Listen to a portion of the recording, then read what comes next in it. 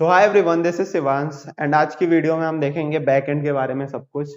I am a software developer in coding ninjas और जहाँ पे millions of user daily basis पे आते हैं जिस साइट पे, उनका डेटाबेस मैनेजमेंट कितना स्ट्रांग होगा यू कांट इमेजिन। ठीक है। सो इस वीडियो में हम सबसे पहले देखेंगे कि बैकएंड क्या होता है। ठीक है, बैकएंड एक्चुअली वर्क कैसे करता है, इनफैक्ट एक्चुअली बैकएंड कैसे हेल्प करता है, वर्क करता है इनफैक्ट। दूसरा, डेटाबेस और फाइल स्टोरेज क्या होती है, फाइल स्टोरेज एक एक करके डिस्कस करेंगे, so no need to worry about spelling भी देख लेना आप। तीसरी चीज, रीड राइट ऑपरेशंस क्या होते हैं डेटाबेस में, और लिमिटेड होती हैं ये सब चीजें, तो ऐसा नहीं है आप 1 करोड़ लोगों को एक साथ डेटाबेस पे लिखवा पाओगे। आप मतलब साइन अप करने लोग एक साथ 1 करोड़ लोग आ गए, सो इसे हैंडल करना पड़ता है हमें इनफैक्ट। उसके लिए हम देखेंगे लोड बैलेंसर वगैरह क्या होता है, लोड बैलेंसर एक्सेट्रा देखेंगे थोड़ी बहुत चीजें। फिर एक्चुअली एपीआईज क्या होती हैं वो देखेंगे। उसके बाद देखेंगे कि फ्रंट एंड से कैसे हम डेटाबेस को लिंक करते हैं। ठीक है। फिर थोड़ी बहुत चीजें ऑथेंटिकेशन के बारे में देखेंगे कि ऐसा नहीं है कि आप एक बार बैंक में लॉग इन कर लिया, ठीक है, फिर आप देखते हो जैसे बैग की दवाई लॉग आउट हो गया, ठीक है, बाकी फेसबुक पे तो नहीं होता है, अपने बैग की दवाई तो लॉग आउट नहीं हुआ। सो ये ऑथेंटिकेशन वाली थोड़ी बहुत चीजें देख लेंगे। ठीक है, तो थ्योरेटिकल वीडियोस होगा बट कॉन्सेप्ट वाइज बहुत स्ट्रांग बना देगा आपको। अगर आप बैकएंड डेवलपर हो या नया भी बैकएंड सीख रहे हो, देन नो वरीज। अगर आप एडवांस पढ़ना चाहते हो then it is also for you, और अगर आप बिगनर हो तो मैं सब कुछ शुरू से भी बताऊंगा।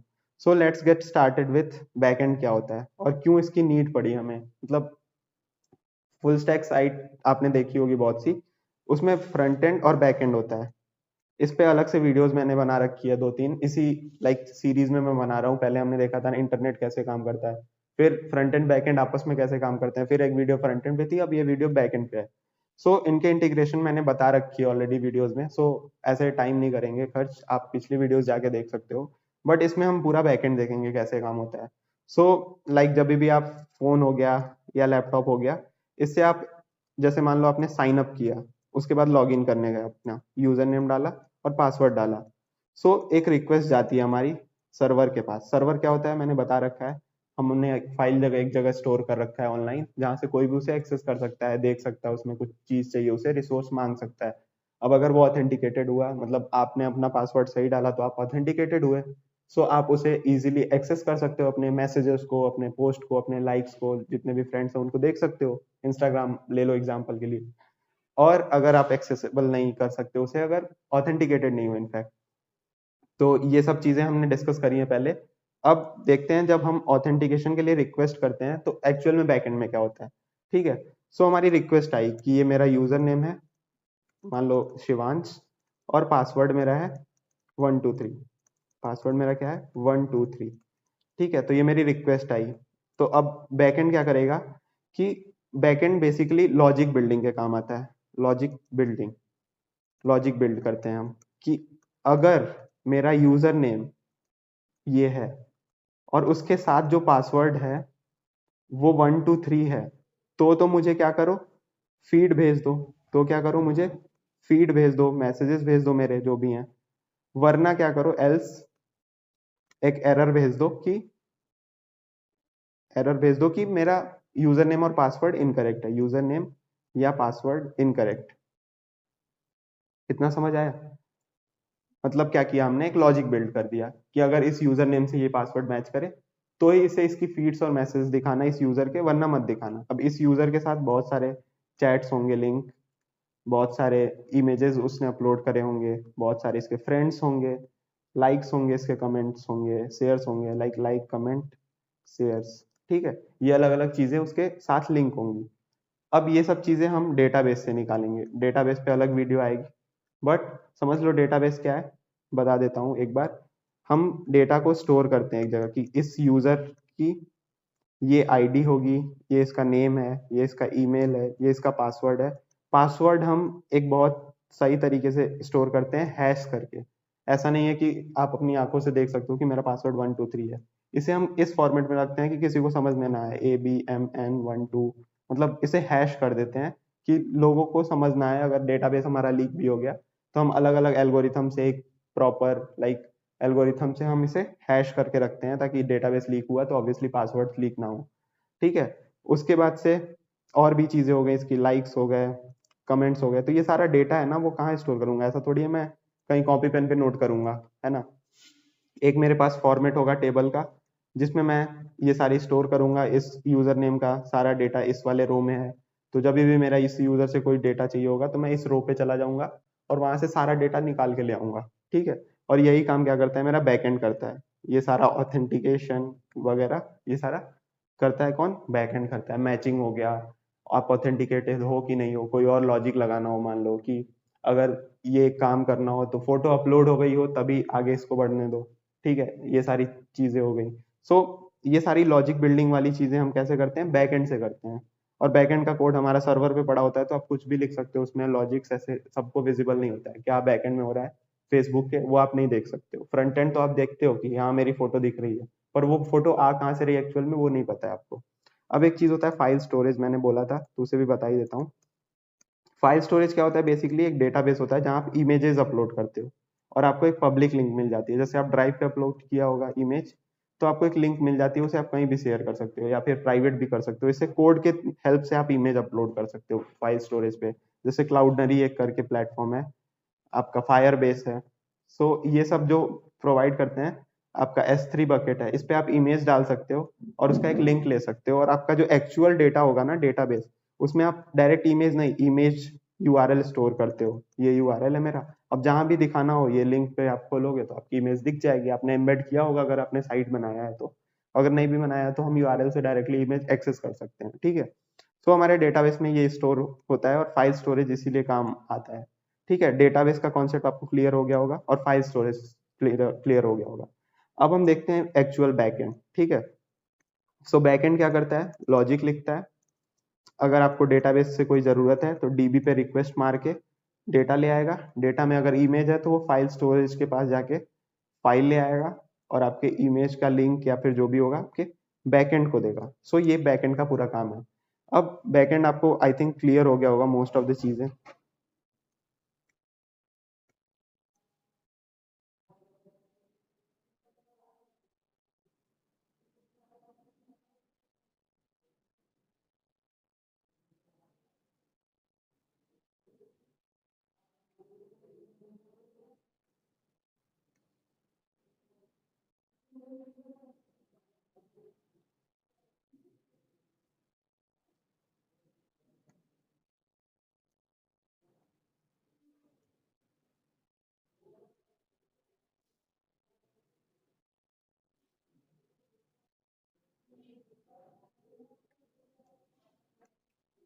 सो अब एक बार देख लेते हैं क्या क्या चीजें हमने कंप्लीट कर ली। बैकएंड कैसे काम करता है मैंने बताया, फाइल स्टोरेज वगैरह बता दिया। अब आते हैं रीड राइट ऑपरेशंस पे, ठीक है।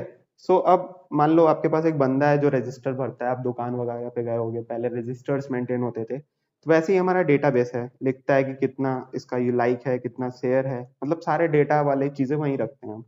अब ऐसा तो नहीं है ना कि आप उस बंदे से बोलो कि दिन भर में करोड़ों लोगों के डेटाज लिख लो। तो डेटाबेस की भी हमारी रीड राइट ऑपरेशन फिक्स है कि 1000 राइट ऑपरेशन है और 3000 रीड ऑपरेशन है। 3000 रीड ऑपरेशन है और ये राइट ऑपरेशन है हमारे।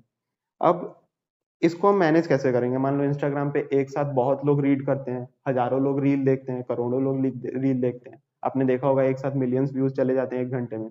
तो 1 मिलियन लोग कैसे इतना रीड कर पा रहे हैं जब हमारा एक साथ 3000 लोगों को भी हम दिखा सकते हैं एक बार में, ठीक है। सो इसको हम मैनेज करते हैं लोड बैलेंसर्स की हेल्प से, लोड बैलेंसर्स।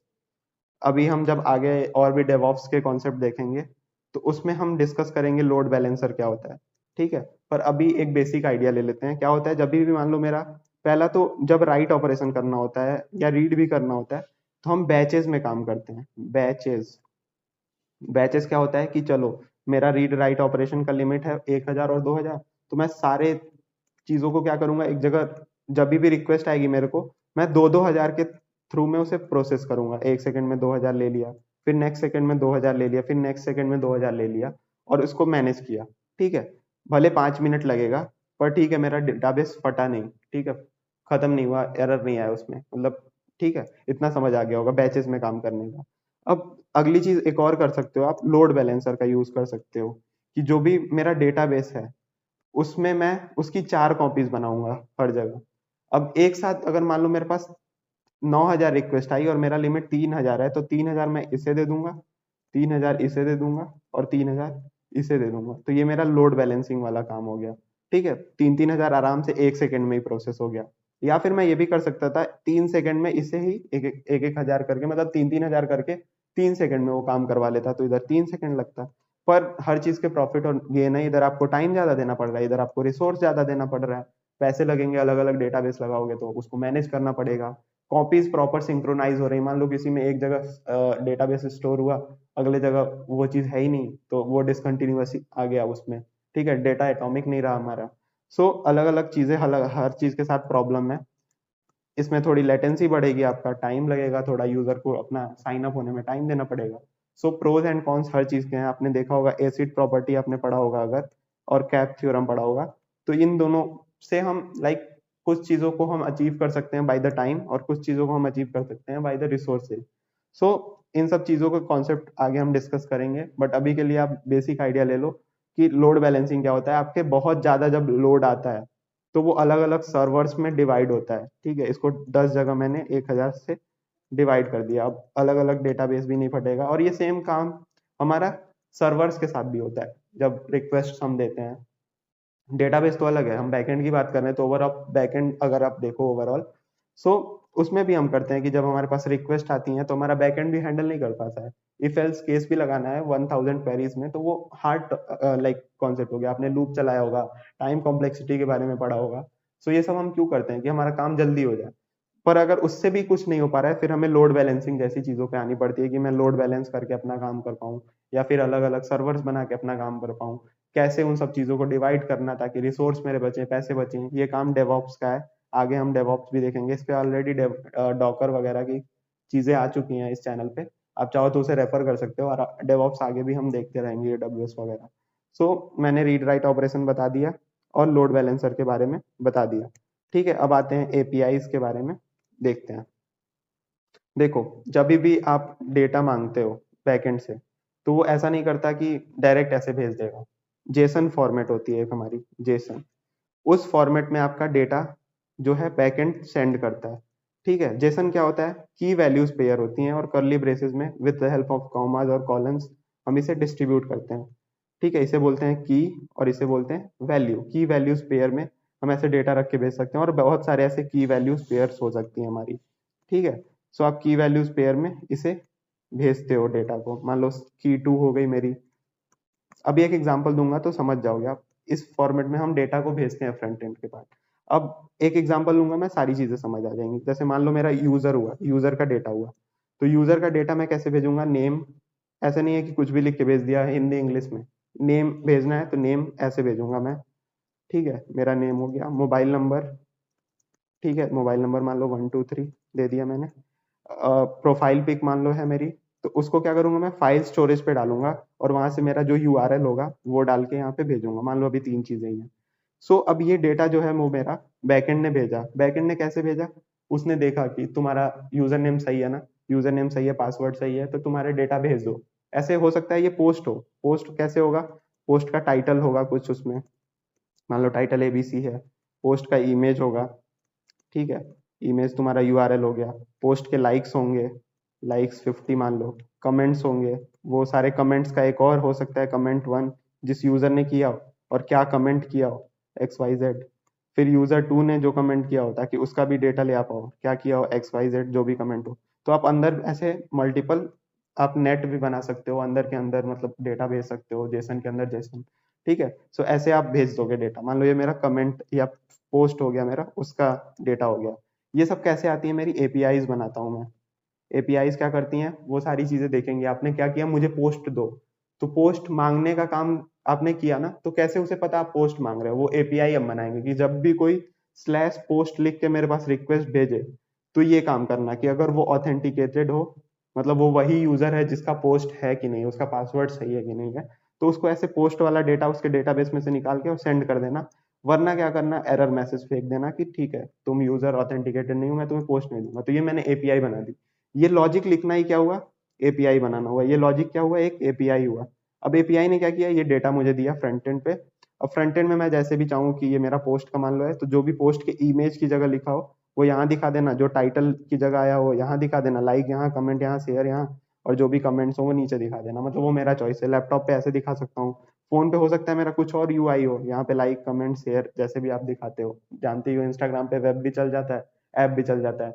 अब आपने लाइक किया तो एक्चुअल में डेटाबेस में चेंज हुआ, फिर वो आपके फोन पे भी रिफ्लेक्ट होगा जब आप, हो सकता है वो लाइक, सो वो कोई भी डेटा हो सकता है। आप एपीआईज के थ्रू से बोलते हो कि हाँ मेरा डेटा ला के दो बैकएंड को, और वो आपके पास आ जाता है। अब आप इसे जैसे भी चाहो अपने लैपटॉप पे या फोन पे दिखा सकते हो। अगर चाहूंगा मैं टाइटल यहाँ दिखाना तो यहाँ दिखाऊंगा, इमेज यहाँ दिखाना है तो यहाँ दिखाऊंगा, कमेंट्स नीचे, लाइक्स यहाँ, कमेंट के सिंबल्स यहाँ पे, शेयर के सिंबल्स यहाँ पे। Same goes with phone, phone का इमेज ऐसे दिखा सकते हो, टाइटल यहाँ पे, कमेंट्स यहाँ पे। मतलब आपकी चॉइस है जैसा भी आप फ्रंट एंड डिजाइन करो।